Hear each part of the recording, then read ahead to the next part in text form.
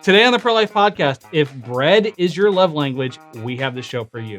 Our friend Billy Gibula is going to tell us about a ministry he started that seems too darn simple for us to not all be doing. We need to talk about this. Let's get started.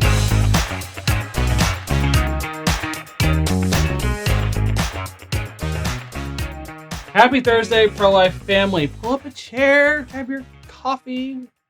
We have a fun guest today. Billy, you are not a stranger to us, but you're a stranger to these people. So this is Billy Gibula. He has a ministry for new moms that you've organized that seems so darn simple. I don't know why we don't all do this, and we're going to talk about that in just a second.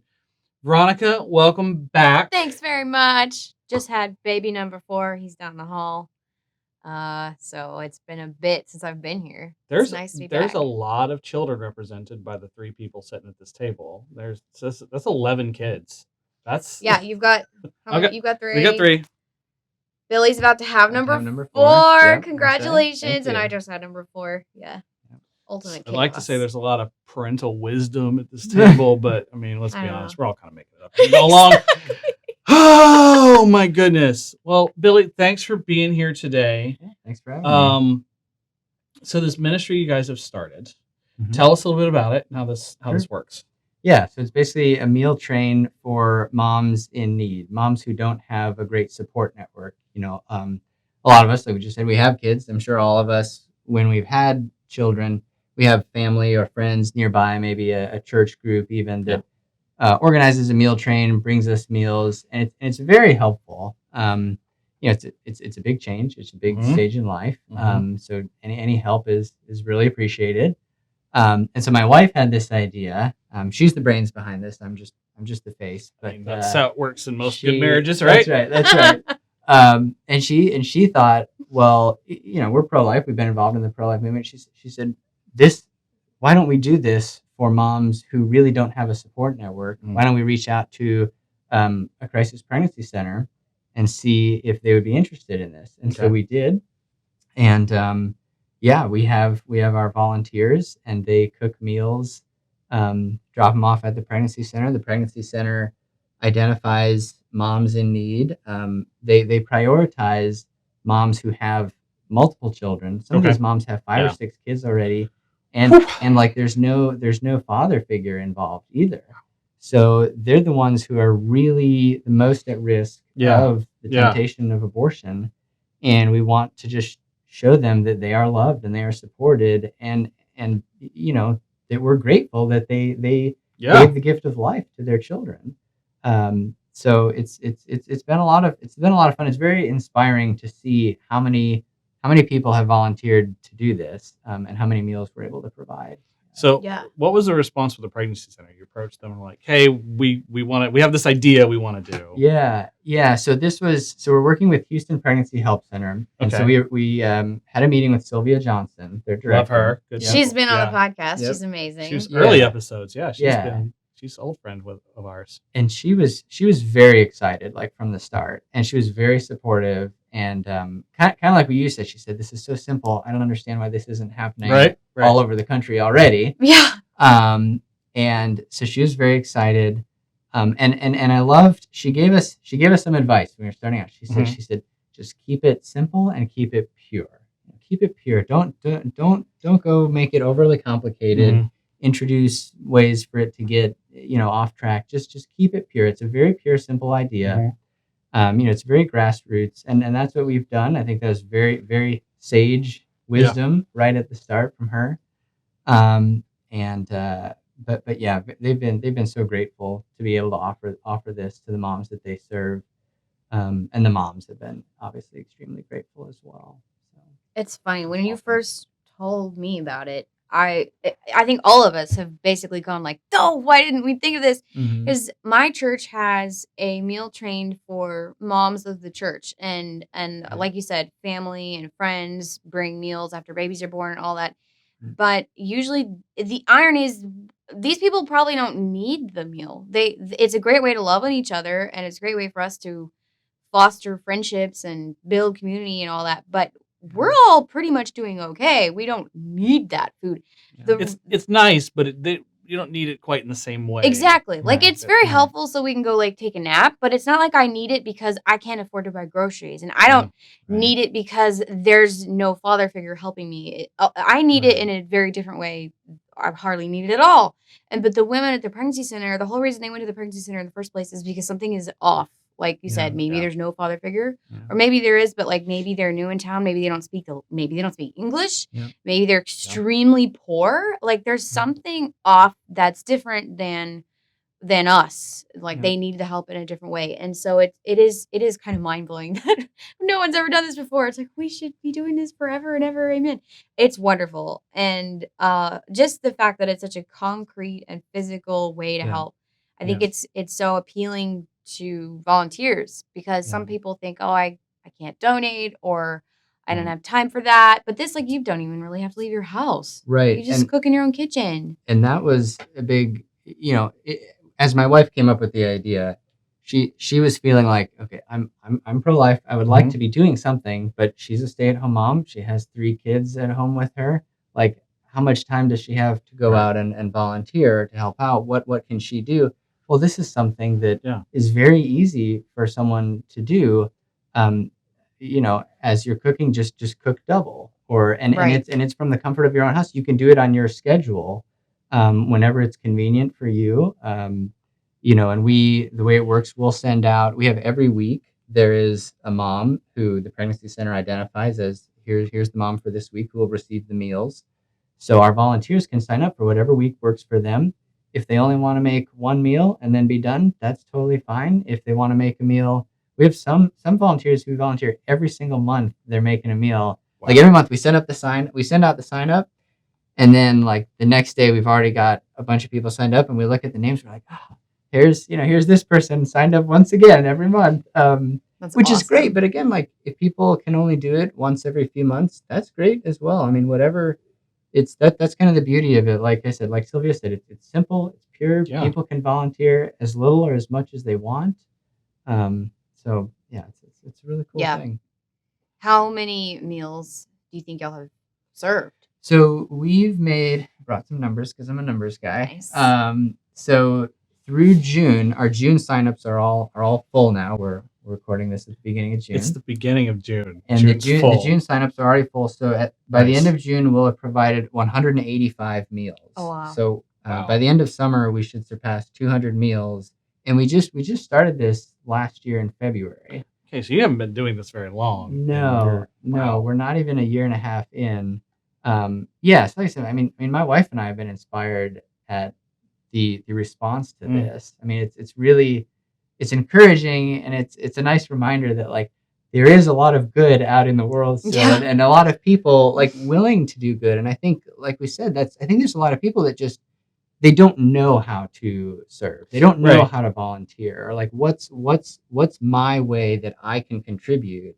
And so Yeah. I think we're just providing another avenue for people to serve It's a and to very volunteer. easy kind of get in where you fit in, sort of cook a Well, and little. it's so Yeah. loving too. Like food Yeah. is it can be such a loving thing. And my husband and I joke all the time that there's actually 6 love languages, and the 6th one is food. Mhm. And that is ours. We share that one. None of the others, Yeah. but we share that one. So we're feeding each other all the time. It's great. And cooking Yeah. for each other. Yeah. And it's very bonding. And even Christ, I mean, like he instituted his church over a meal. I mean, there's Right. just so much symbolism in the connection of food and love. And so Yeah. I think it's legit. It's so cool. And I wonder, are there other pregnancy centers who are considering doing this too? Because right now you're working with the Right. Pregnancy Help Center Right. in the 5th Ward, but there's Yep. so many pregnancy centers in Houston. There are a lot. I think, what we would like to see, again, we're not quite a year and a half in, so we wanted to see how it goes, kind of build up, make sure it's Yeah. sustainable before we try and like grow too fast, too big, too fast. But now you've taken it to the internet, so Right. see what happens. Right.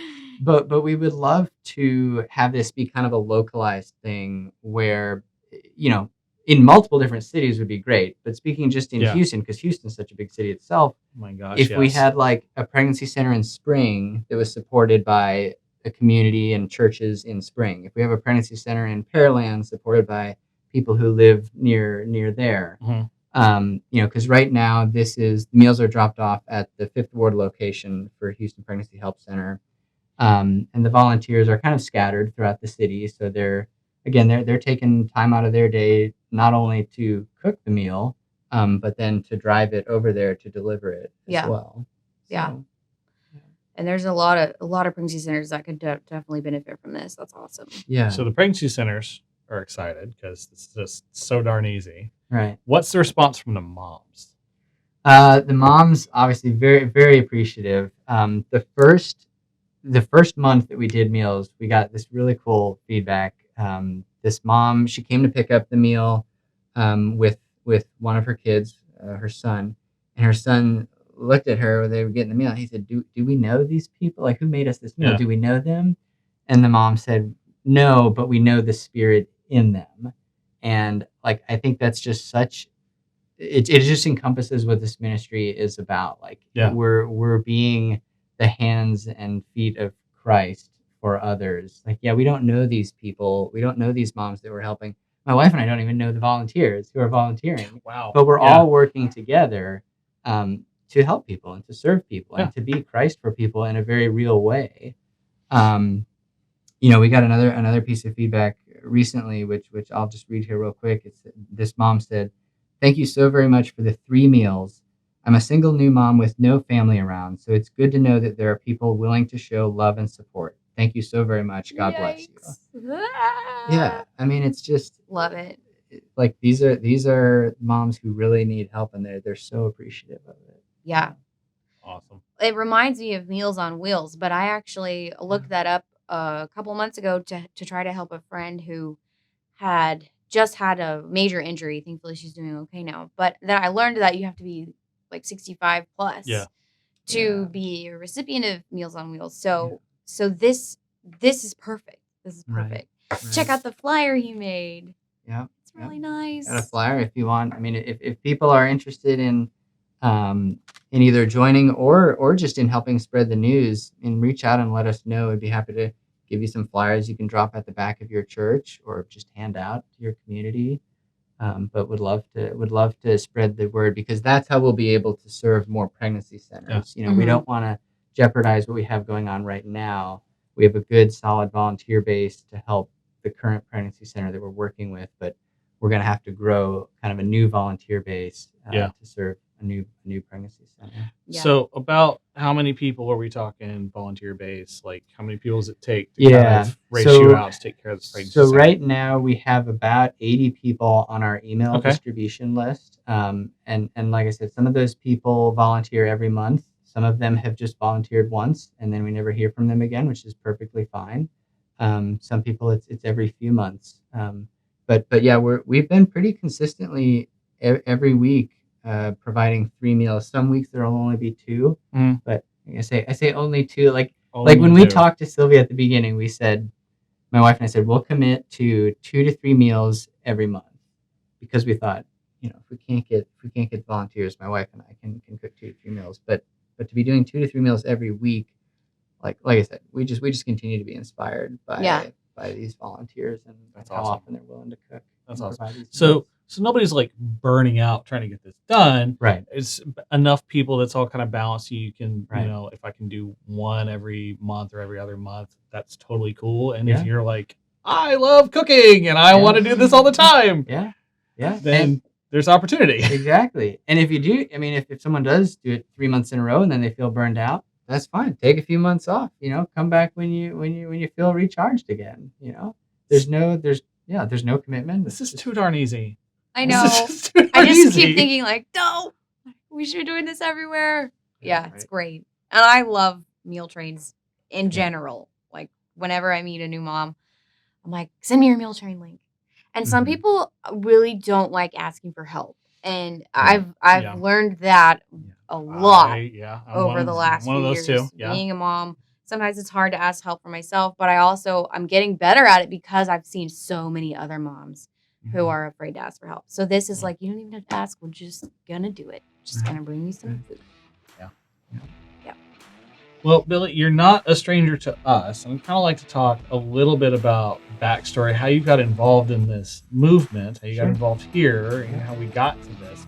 But we'll talk about that after a couple of announcements here. Texas Right to Life is facing 14 lawsuits from Planned Parenthood and the abortion industry. They're suing us because we helped pass the Texas Heartbeat Act, and they're trying to scare us pro-lifers into backing down. Please join us in the fight against Planned Parenthood and donate to protect the Texas Heartbeat Act. You can fight for the unborn and build a pro-life Texas that values every human life. Go to texasrighttolife.com/lawsuit to make your contribution. Every cent will help, and it's greatly appreciated.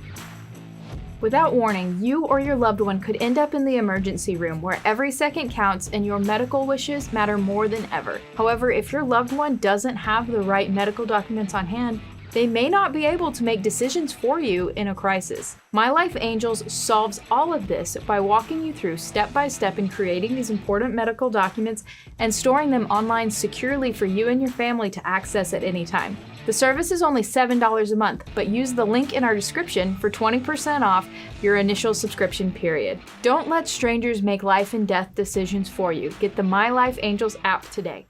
Welcome back, friends. We're talking to our friend Billy Gibula. Now, you are not a stranger to our organization. I think your involvement actually predates mine as well. Wait a second. You may have been the earliest involved person in this room. So It's true. You were part of the first fellowship scholarships. Not even a fellowship at that point. It's a scholarship group.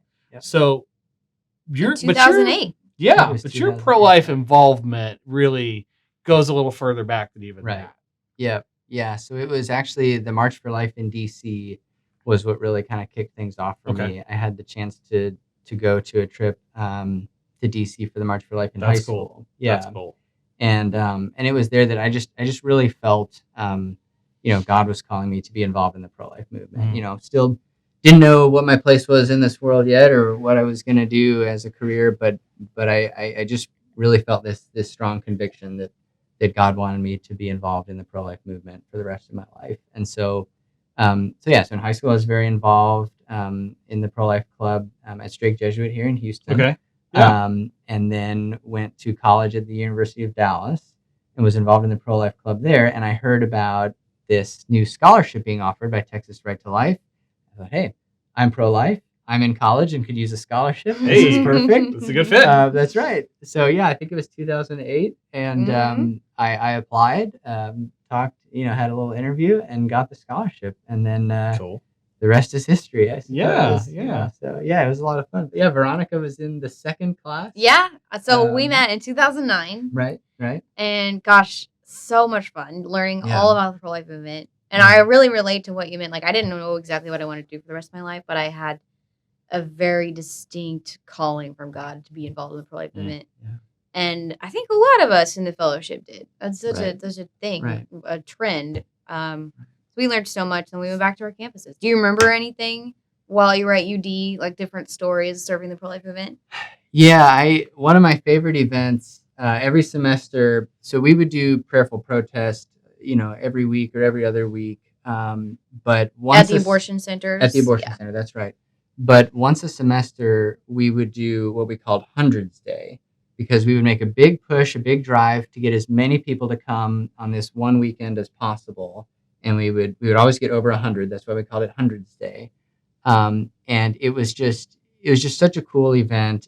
It's just very powerful to be surrounded by such a large number of other pro-lifers, all joined together in prayer. We would sing hymns, just very peaceful, standing on the other side of the street, and just witnessing and then praying for these moms and for their babies. And so I just always thought it was very cool and very inspirational to get a big group together to do that.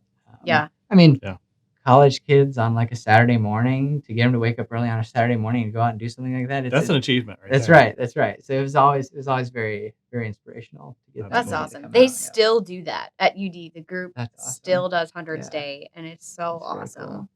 Yeah. Well, I think you had also mentioned once that you were sometimes the only guy in the That's club. right. That's right. Can Yeah, you tell us about that? Yeah, so I was the only male officer of the, in the club, and oftentimes I was the only man at the events or at the club meetings, which it's ironic because oftentimes the pro-life movement is displayed as like this war on women, and it's men attacking women, and all I've ever seen being involved in various, even here at Texas Right to Life, it's more women than men. So there's just like that's such a false narrative.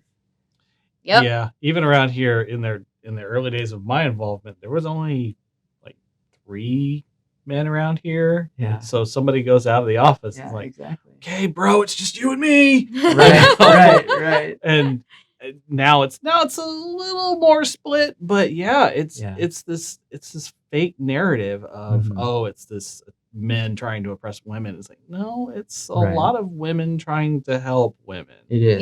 Yeah, very much so. Well, maybe that's a sign of the success of the pro-life movement to kind of turn things around. Because for so long, the pro-choice narrative is, men don't have a say, no uterus, no opinion. Yeah. And now there have been so many efforts from the pro-life side to call men back. I think it's working. Yeah. And we have a lot of male employees, and you being a witness to other men. And then, of course, even like 40 Days for Life, they have a whole nightly vigil. Like various men's groups will sign up to pray in the middle of the night. So I think it's working. What would you advise of a man who wants to get involved but really doesn't know what to do? How would he get involved? Yeah. So I would always say, take it to prayer. Spend a lot of time in prayer and discernment. And if you feel that call, like that's real, trust yourself. Don't listen to these fake narratives that, oh, this is a woman's issue, you're not allowed to get involved. Like, because if I had done that when I felt the call when I went to DC, then I wouldn't be here, I wouldn't have done this, we wouldn't have had all of these women, being helped. Not to take credit for it. Like I said, it's all the volunteers, but we all have a role to play. And I think if you take just 1 or 2 chinks out, there's a lot of things that fall apart. So take it to prayer, discern. Maybe you're being called to do something new and start something new. Maybe you're being called to join something that's already there. Like you said, with the overnight vigil, there's a good reason why, you need men in the pro-life movement for situations like that, where there might be some danger. There's a danger aspect to a lot of what we do in the pro-life movement.